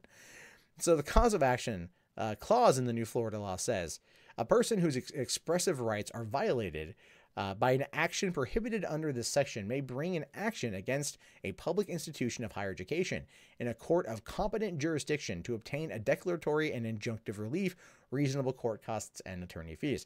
What does that mean? If for some reason you're getting ready to express yourself on a college campus, if a public college campus in Florida, and you have already pre-scheduled the event, you've paid the fee, you got everything set up, and here come a group of the hairiest, most lesbianist Antifa you've ever seen in your entire life, and they want to, like, you know, try to shout down the event, and they want to disrupt the event, they can then be sued. You can take action against them, and that's the whole thing. That's the cause of action. So if someone comes over to try to mess with something you've already previously set up, you then have the ability to basically fire back at them legally, and that's something that is wholly new, and that can go both ways, by the way. I know people are thinking like, Antifa is going to get a lawsuit. But in some cases, we've seen, you know, maybe not like let's say Republicans shut down liberal events, but, you know, there's clashes. There's clashes that happen. It goes either way. All right. But more often than not, you're going to have the liberals being upset at the conservatives, and they're the ones that are going to act. So that's probably, like, I would say 9 times out of 10. Now, the Florida American Civil Liberties Union supported the bill except for the cause of action provision. Although lawmakers removed a provision on compensatory damages, Florida ACLU spokesperson Gabby Guadalupe says the law will allow someone to sue a university campus and facility for students booing too loud or too long in reserved spaces on campus. Now, Joe Cohn says that they're wrong about that, unlike other affiliates, but this group looks forward to working with them on issues of common ground. So he's saying that it's like they can't sue for people booing too loud, but I'm pretty sure there's a line somewhere that someone's going to eventually cross. So they're going to have to, you know, they might have a new bill, but then someone still has to set that legal precedent. So that will be happening. The new law ensures that our taxpayer-funded college and university campuses remain open for the free, safe, and respectful expression of differing viewpoints, Negron said. Dating back to antiquity, institutions of higher education have served as a forum for free speech and the open exchange of ideas. And, you know, here's the thing. Florida does a lot that's bad. All right, you probably thought that when I started this thing off, like, oh, Florida, ooh, something bad gonna happen in Florida. There's actually something good happening in Florida. People need to realize that college safe spaces are a bad idea. Colleges are not there to limit your speech, to limit your thinking, to limit your mind expansion. They're the exact opposite of those things. But when you have people that are just relegated on their free speech to certain parts of the campus that no one ever goes to or whatever, or events that are planned, that are applied for, that are approved, that are set up, that are paid for, and they are then disrupted by groups of people hell-bent on shutting them down simply because they disagree with the opinions of the speaker. There do need to be some kind of legal protection for that. And that, of course, I think is where this law comes into play. Now, of course, I don't want there to be frivolous actions here, frivolous lawsuits for people booing or hissing too long or whatever. But there will be clear defined actions. Someone trying to destroy equipment, someone trying to block entry, someone using the fire alarm, so on and so forth. And those are things that should be gone after by people who feel like their time has been wasted, by others who think that by acting like children they're going to get their political ideals across. So I actually applaud Florida for this one and hope that other states follow suit sooner rather than later. Am I racist against Floridians? No, I'm not. I'm not racist against Floridians. Not at all. Not at all.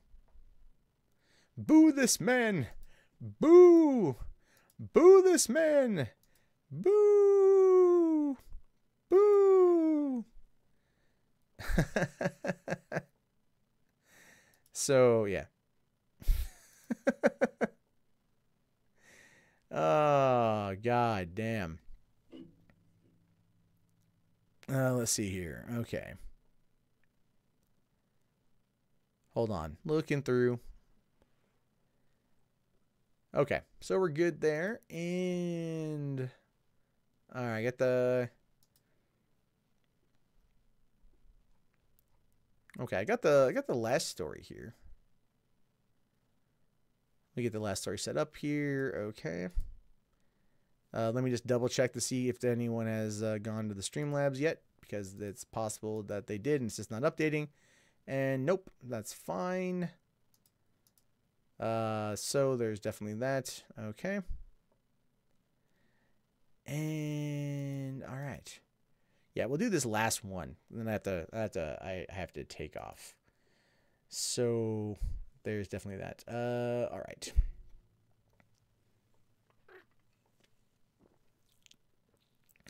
That stuff is pretty good. Pretty good. Okay.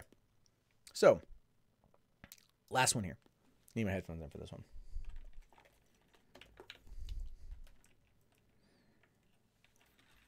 Put the one in. I don't need anything more than the one. Okay, I'm recording. Command sign snaps, guys. Command snaps. Command snaps. Command snaps. That's the new likes. How about that? That's the new likes. If you like it, you got to do command snaps. Since they don't have likes on this anymore. Sons of bitches. Sons of bitches. Okay. So, where are we at? Where the fuck am I at? Okay, there we go.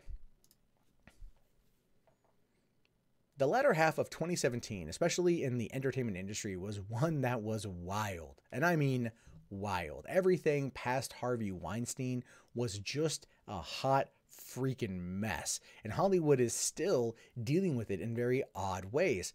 But the Me Too and Time's Up movement have swept the award season.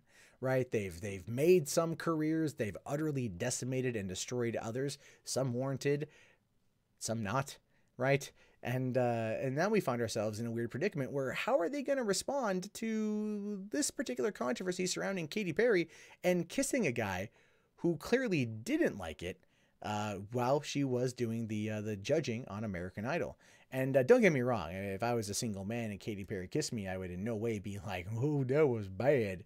But this kid's not me. And I'm not single. Katy Perry would never kiss me. That's something I gotta live with every day. Anyway, teenage American Idol contestant was uncomfortable immediately after Katy Perry kissed him. Now it says here that a contestant on American Idol says he was uncomfortable when singer-host Katy Perry kissed him on the show during his audition. Benjamin Glaze, 19-year-old from Oklahoma, told the New York Times in an interview after his audition that he was saving his first kiss experience for his first special relationship with a girl, but had that moment taken away from him when pop star Katy Perry coerced him into kissing her. Whoa. Now that, of course, this is coming from Breitbart, so you know they're gonna church it up a little bit there. But at the same point, they do have a point there. They do at the same time. Benjamin Glaze here was saving his first kiss experience for his first special relationship. So the 19-year-old had never kissed a girl, and I'm pretty sure the 19-year-old had never gotten a hand job behind the gymnasium. So he wanted it to be special. I completely get that. I think everybody wants their first time to be special. And Katy Perry probably thought, you know, I'm Katy Perry. I'm going to make it special, right? Because that is the entitled attitude of a Hollywood celebrity, especially one like Katy Perry, who, look, to be fair, I'm not saying this was a malicious act. I don't believe that it was, but I do think that Katy Perry made a mistake. But let's take a look at the clip here to determine whether or not this is as bad as the media is making it out to be.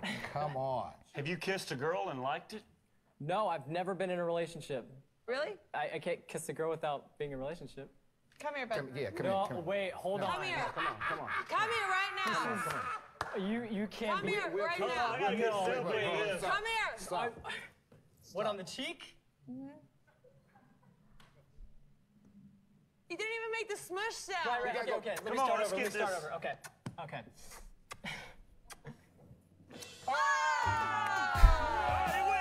Okay. So she pulled the cheek lip kiss thing, whatever you want to call that, whatever that particular move is. But you can see he was clearly not expecting it. But then again, this is reality television. What you have to understand too, when it comes to reality television, is nothing is ever not given permission for, essentially. So what you have here is you've got this story. It's a narrative that they've created where this guy here was you know, auditioning, and he's like, I've never kissed a girl before. And she's like, come here. He's like, I don't know. You know, you can tell at this point in time that the producers egged this thing on. That's the whole point. The producers put this thing together, and they probably asked him, you know, a little bit. Maybe he didn't know about the cheek lip kiss thing. That might have been the uncomfortable part, but ultimately he agreed to kiss Katy Perry on the cheek. He agreed to do it, which is why you had Lionel Richie and whoever the hell the other guy was getting up there like, oh, I gotta film this, you know, like it's meant to be a playful moment inside the auditions, because that's like the one thing everyone likes, you know, is the craziness of the auditions. But I guarantee you, they got consent at least for the first kiss. Now the second one is probably egging him on, and when she turned and kissed him on the lips, that was probably something that was either all her or the producers told her to do, and maybe not told him to do. As evidenced here by his reaction, you can kind of see that's a bit of a shocked face there. He wasn't anticipating that. So that could be where the uncomfortable thing comes from. But is this an unconsensual kiss sort of thing, or coercion, or what? I mean, some are going to argue that this is some form of molestation. Probably not, to be fair. To be bluntly, honestly fair. Given how these shows are produced, probably not. But let's see here. When asked by the American Idol judges if he'd ever kissed a girl, Glaze says he was saving his experience for a relationship. Well, yeah, I mean, there's nothing wrong with that. I can't kiss a girl without being in a relationship. You can do a lot with a girl without being in a relationship. Up to and including full-on balls-deep penetration. I'm just saying, God won't smite you down for it. He might even give you a high five in the form of clap. Anyway. That's when Perry told Glaze to walk over to the judge's table before quickly kissing him on the lips and throwing her arms up in conquest after the moment and high-fiving her fellow judges Luke Bryan and Lionel Richie. But that's not exactly true, is it? That line right there, without watching the clip, kind of misinterprets the whole situation. Now, Perry told Glaze to come over to the judge's table, and he kissed her on the cheek, right? And she didn't kiss him. He kissed her. Then he didn't make the smush sound, this is where the producers probably came in to do it again. And then he came back and did it again, and she turned to kiss him. So this is characterizing what happened. I mean, the videotape right there, the video clearly shows that. Now, come here, bud. Come here right now. Come here. Perry told Glaze before kissing him. It sounds like coercion, but it's clearly a setup. They were telling him, look, kind of play coy about it. Because they do. They when you go to these shows, like, nothing is ever reality. It's all fake. It's all fiction. It's all make believe. Nothing you see on TV is ever not produced. Just as a little tidbit of information there. But obviously, this writer for Breitbart doesn't understand that. Now, Glaze says his kiss was something he never asked for or wanted. Well, that's probably true. But that doesn't mean that regret is rape, right? Because he wouldn't have allowed that to happen. He wouldn't have done anything he didn't want to do. But he might have felt pressured. I'll agree with that. He might have felt pressured. But then again, the first time he kissed her, feeling it was weird, and then they came back for the second one, and that's going to be where the controversy lies. Now, he says, I was a tad uncomfortable, he told the New York Times. I wanted to save it for my first relationship. I wanted it to be special. Would I have done it if she said, would you kiss me? No, I would have said no, Glaze continued. I know a lot of guys would be like, heck yeah, but for me, I was raised in a conservative family, and I was uncomfortable immediately. I wanted my first kiss to be special. Now, I mean, like, it was a peck. Semantically, one could argue kiss. It wasn't like she grabbed the back of his head and shoved her tongue down his mouth while also cupping his scrot. If she would have done that, that would have been completely inappropriate. But varying degrees here. Now, Glaze's uncomfortable kissing moment with Perry, though, was turned into a promotional post and video for the ABC network show. Yeah, of course it is, because it's one of those things that that's kind of how it goes. That's just how it goes with these things. Of course, they're going to put it. It's a fun moment. But trust me when I say this, it was not accidental. It was not done without there being the consent of Glaze. Probably the first part. The second part, he probably didn't know about. The kissing, the cheek, cheek, is a freaking stupid game we used to play back in like elementary school when we were doing Spin the Bottle, right? Or middle school when we were doing Spin the Bottle, right? It was all like, oh yeah, kiss me on the cheek, I'm gonna get you, that sort of thing. It's a stupid game. Is it right? Should she have done it? Probably not. Is he uncomfortable because of the situation? Yeah, maybe. I think it's probably more uncomfortable because it caught him off guard. And I think it caught him off guard because people don't realize what happens when they go into a reality TV show shoot. He probably thought that this was going to be, one take, go in there, get judged by the judges, and maybe get himself brought in to the show, or maybe just go on there for a brief 15 minutes, as tends to be the case with these particular programs. And then they were trying to think of something fun. That's the whole part of the audition. That's why the auditions are always a crazier bits, because people might suck, but they want to make sure that they get particular reactions, and they want to make sure they get particular sayings. And so they'll have people on set telling giving cues to the actors, not only the people auditioning, but also the people, the judges and whatnot, and they'll be like, okay, try that again, but say it like this. And they'll give them cues to kind of still be them talking and maybe how they're feeling, but they always kind of make them try a different way. They kind of coach them. Reality TV is, quite frankly, the worst TV you can watch. It is the worst TV you can watch because it's more produced and more fake than anything you see on HBO or on Netflix or anywhere else. So this particular controversy ultimately is pretty dull, pretty lame. And even though the Me Too movement and Time's Up movement are there to protect people from being abused by celebrities, this is not one of those moments in time where it really kind of falls in line with that. I know people out there may not agree with me on that one, and that's perfectly fine, but you have to understand that there's nothing that went on in there that he did not know about, that he did not consent to first. Because he says there, if she asked me, would you kiss me? I would say no, or something like that, right? So it's like, that wasn't how they set it up. That's just how he answered it. And it gives you an idea as to how the reality TV world works, which is it's pretty crappy. It's pretty bad. I don't recommend it, not one damn bit.